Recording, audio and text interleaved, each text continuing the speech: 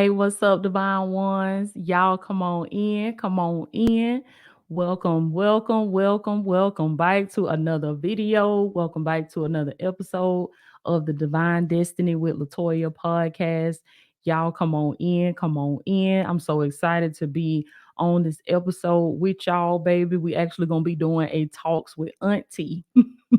We're gonna be doing a talks with Auntie on this episode. It's not live, but we still gonna kick this thing off as a talks with Auntie. Okay. So it's gonna be real quick, but it's gonna be just what you need, baby. Just what you need. So come on in, get settled, get you some coffee, get you some tea, get you some latte, baby, and snuggle in for a quick episode of Talks with Auntie. So I started this series real quick.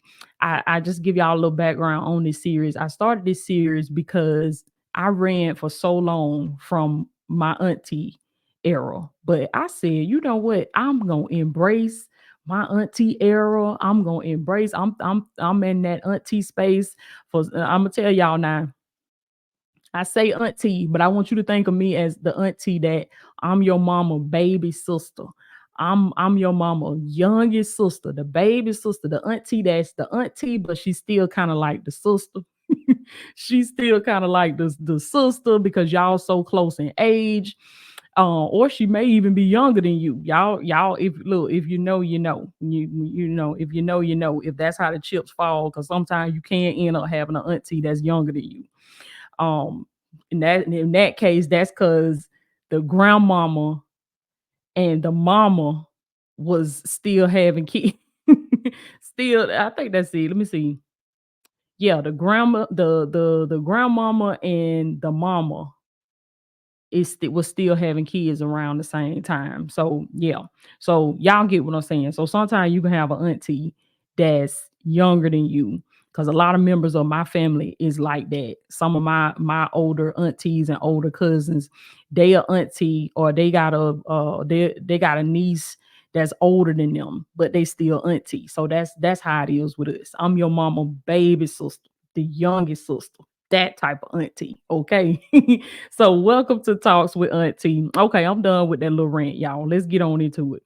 Welcome to Talks with Auntie. Y'all come on in, come on in. So today, Auntie got some quick tips for y'all to take with you into 2024 to set you up for success in the new year. Let's get on into it. It's gonna be three quick tips that I'm gonna give y'all. Three quick moves that you can make to make 2024 one of your best years yet. Number one is block. This coming straight off the press, straight from Auntie. Okay. I got my journal, I got my blue ink pen, class in session with Auntie. Number one is block.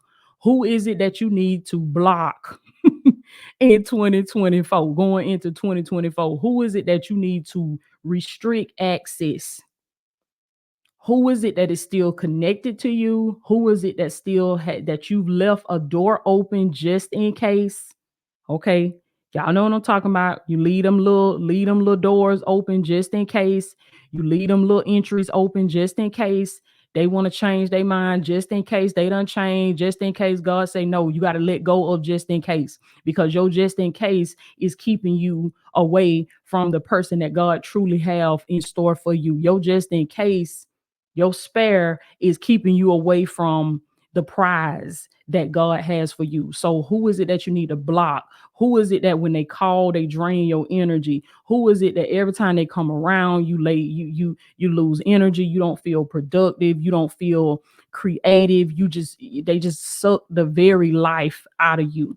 Who is it that you need to block? That's number one, is block. Okay. So examine that, sit with that a little bit with your journal, with your blue ink pen, go within, seek God, seek his kingdom and his righteousness, and God gonna begin to reveal to you the parasites, the leeches, the leeching spirits that's in your life that's only coming around for what they can get, and they're not adding to your life and they're not moving you closer to God. Those are the people that you have to block. Okay. So let's get to the next one. Number two is pivot. Pivot. Pivot. Pivot. What is it that you are still trying to do, that you're still trying to work the same old way, that's not no longer working for you, but you still caught up on trying to work it the same old way because you feel like, well, I got results from this way 5 years ago. I got results from this 2 years ago. I got results from this 6 months ago. And you're still trying to work that same old way. You're still trying to work that same old method. You're still trying to do the same old thing. But God is saying, behold, I will do a new thing. He says, now it shall spring forth. God is doing some new things for you as you go into this new year. So I want you to examine the areas of your life that you need to pivot, that you need to shift, that you got to be creative, that you got to be innovative, that you got to pull some more stuff out of your hat, that you got to, pull on your creativity a little bit more. And a lot of times, I remember I heard my mentor in spirit, Dr. Miles Monroe, say this, that crisis, sometimes with crisis, when a crisis hits, it calls for us to be creative. It pulls on our creativity. So if you found yourself in a season where crisis has started hitting your house or hidden your what you got going on, that could be because the Lord is calling you to be creative, for you to create something new, for you to be innovative. How can you take what you already have and make it better? How can you take what you have and add more value to it? So look for areas in your life that God is calling for you to pivot. Pivot means that you was walking one path, that you was walking one way, but now it's time to shift into a new direction. It's time to go in another direction. It's time to get on a different wave, a different pattern. And last but not least, the number three, the third tip I'm gonna give y'all, and I gotta end this episode real quick. That's why I'm speeding through it because my laptop about to die. But number three is move forward.